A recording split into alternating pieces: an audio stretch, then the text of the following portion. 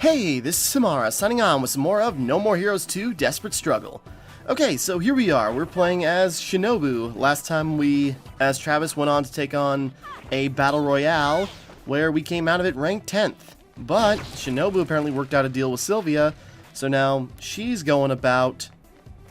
Okay, I kind of figured there would be something there.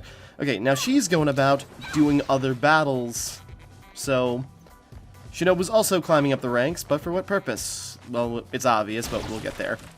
But yeah, so playing as Shinobu, who's actually got some agility. She can jump, she has a long-range charge attack, and yeah, we'll discover more as we go.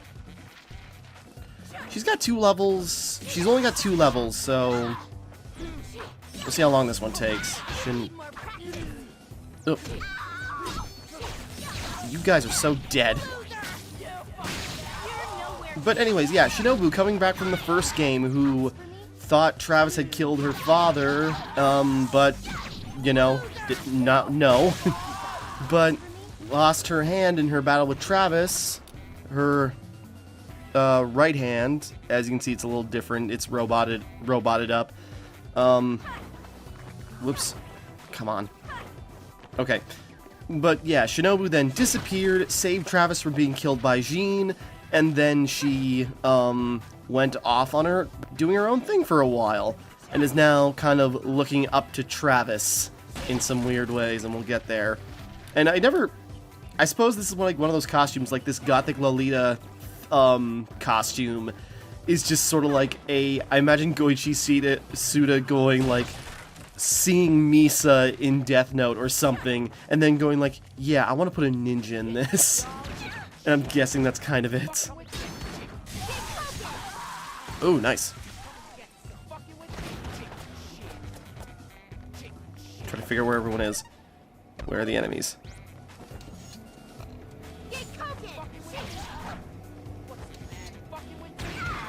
Oh, come on, I thought there was a... Come on.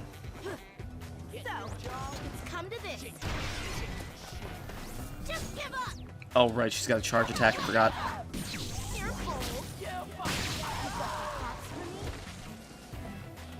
Wait, hold on a second.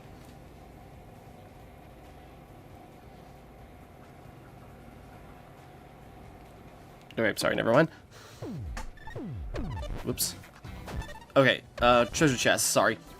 So yeah, playing as Shinobu, and she... Yeah, coming back after what happened in the last game and coming back in the next couple of games, but we'll get to that later. And you know, just it's cool playing as a different character other than Travis. And this was kind of like one of the selling points of the game, kinda. I swear to God, the other thing is a battery. I remember this being the annoying thing though. Shinobu's got some big areas to run around in, so finding everything is a pain. And also, she's got her ability to platform now, which she's got a very stiff jump. And while you can do stuff with it, it's really not great. Okay, Cash. That's the thing. Shinobu, it's cool to like change it up, and we're also going to be able to play as Henry in a couple more boss fights. But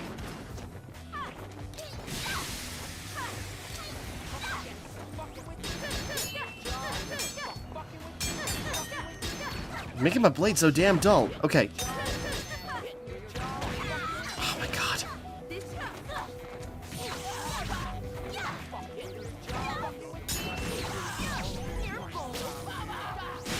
Kill that guy. Thank you.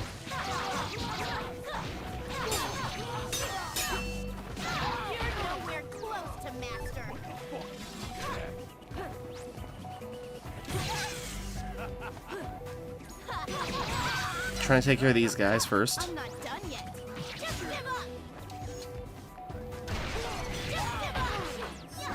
But yeah, Shinobu's got her powers like her sonic sword and a big dash attack.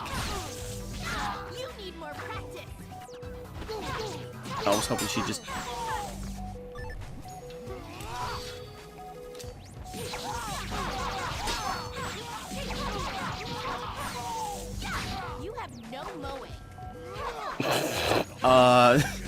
Yeah, and Shinobu's also taking up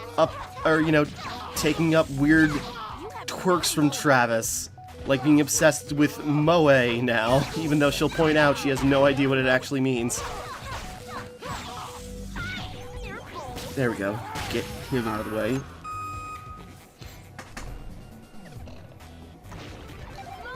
Alright.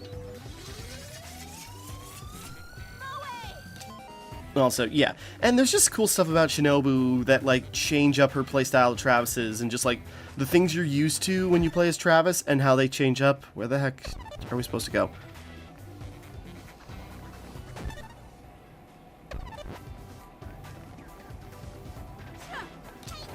Okay, that was cool. You know, barely worked. But you know, the stuff you're used to. Well, she's using a regular katana. How do you charge it if it gets dull? Well, you use a whetstone and sharpen it, which is really cool.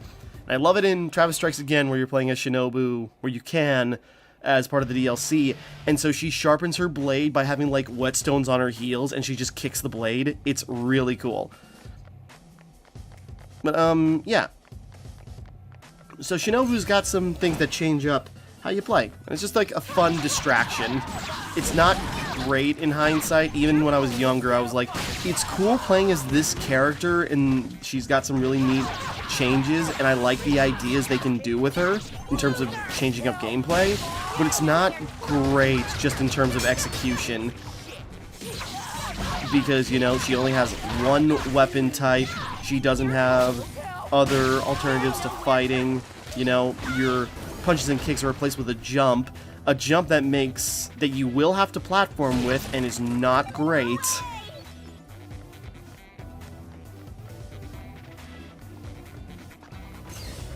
But yeah, anyways, I think this is the last section, and then we'll...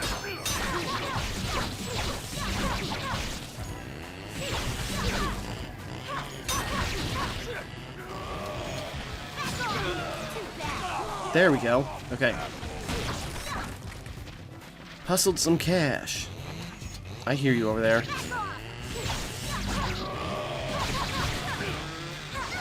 Whoops.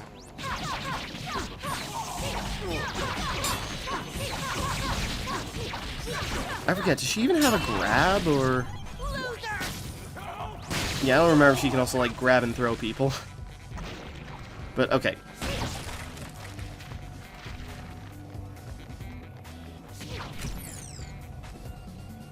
Yeah, gotta find, like, these little heads in order to shut down the lasers.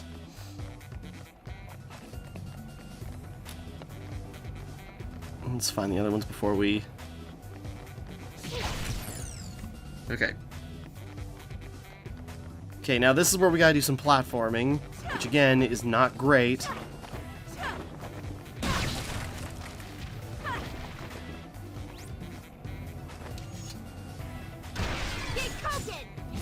And while stuff like that is cool, using the Sonic Sword to hit ranged targets, you know, that's like the only time you ever do it. Oh, I stand corrected. You can do it a second time.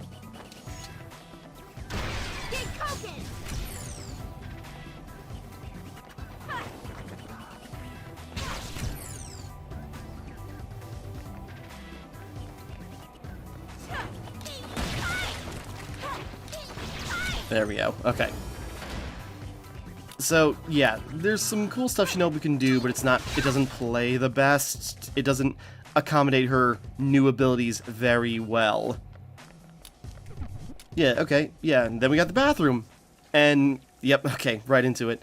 Yeah, and it's just sort of like, are we gonna see her use the bathroom? That's gonna be awkward. Nope, she's just taking a shower. So, you know, fan service for the, you know, young boys playing this, because definitely they were way younger than what the age rating was suggesting. Oop. Pizza. And batteries. This battery will sharpen my blade.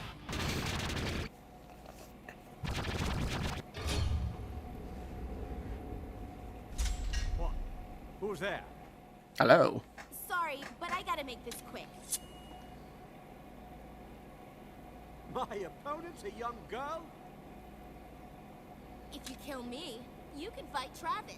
But that's a huge if. You talk a lot of trash for a child. Let's get to the fun. Okay, yeah. Hold on, hold on. Okay, I want to look at this guy's filmography. Wait a second. Oh, that's weird. Okay, no, just looking up the... Yeah, so we got Million Gunman. Voiced by Paula Edding? Paula Eating? Paula Eating? Voices, Grandpa Ben 10 a lot, so that's mainly it. Or he's got a lot more, it's just all I recognize. Or, Redstone in Rage, which that's a character no one's gonna recognize.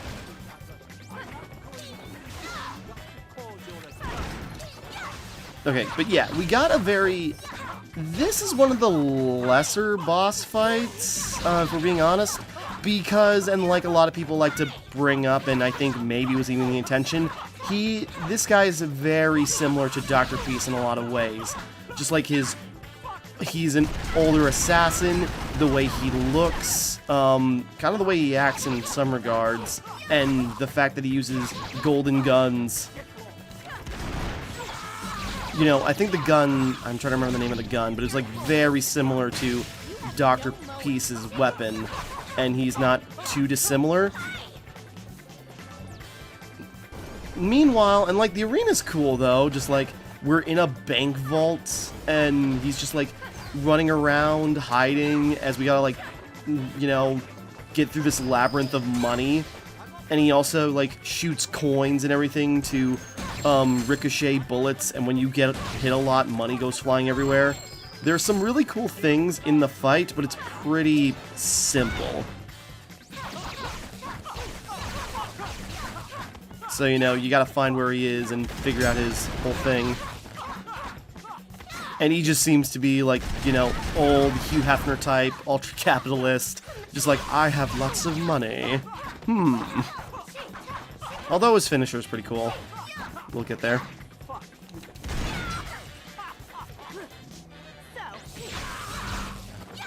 Yeah! Ah, I was hoping to snap. Hit him.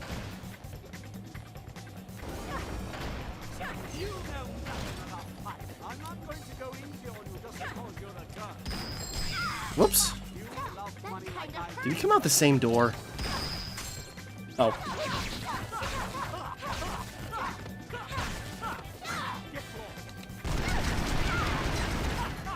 You're nowhere close to master.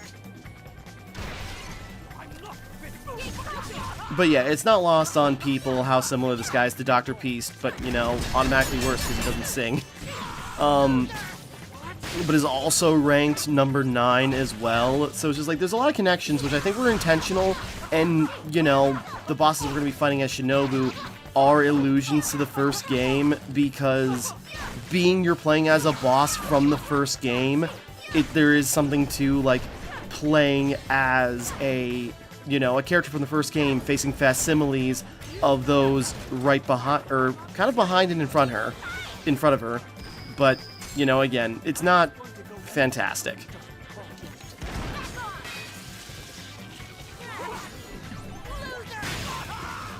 Wah! President Orly.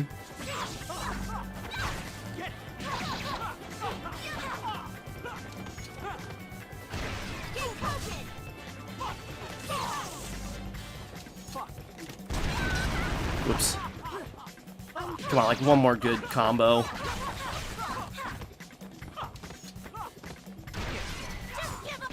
There we go. And that's the fight.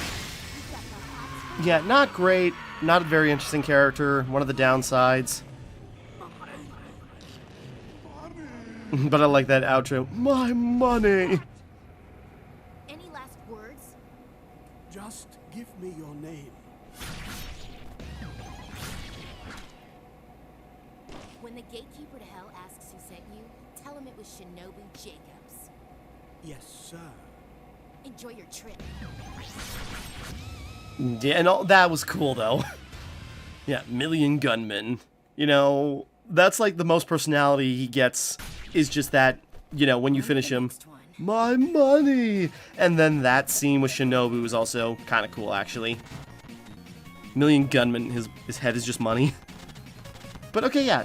Yeah, and as you can see, Travis is getting credit for Shinobu's victory. It's not Shinobu climbing up the ranks, it's Travis. So she's fighting for him. What does Moe mean? And that is the best line, if it could be heard. Yeah, just heard like, what does Moe mean? So it's like the thing she's screaming it with passion at the top of her lungs, and she has no idea what it is.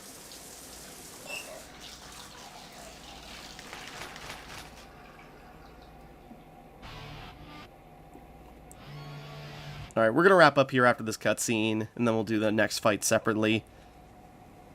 It's this bishop's grave. Yeah. Were you friends? Yes, we never met in person, but we knew each other well.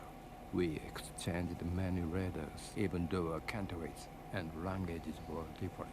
We truly understood each other. I am very much indebted to him. He gave me courage. Oh, I'm just blabbering. Don't mind me.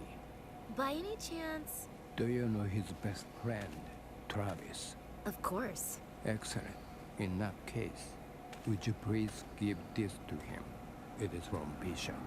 This? It is a lot of things, I suppose. Knowing it is your hands, I can have peace of mind. Now, let me light some incense before I go. Thanks. I promise to deliver it to my master. Please do. Okay, I got things to say about this, but I'm just letting it play out. Because this is just kind of like an anomaly of a scene.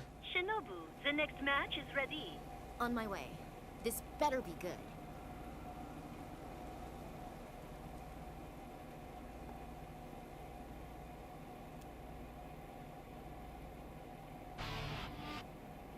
Yeah, okay. So, yeah, that whole scene, from what I understand, that is, sorry, I'm gonna pull this out just so we can... Apparently that is like a Japanese film director, and I forgot his name right here, hold on. Trying to get it right. Takashi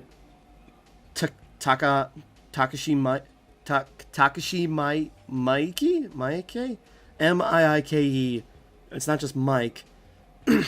But no, apparently this was just like a cameo for Suda. And it is, yeah, I think, if I recall, I think this was like...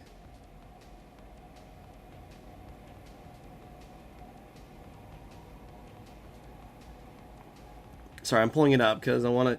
Because that scene always confused me. But because it just kind of comes out of nowhere.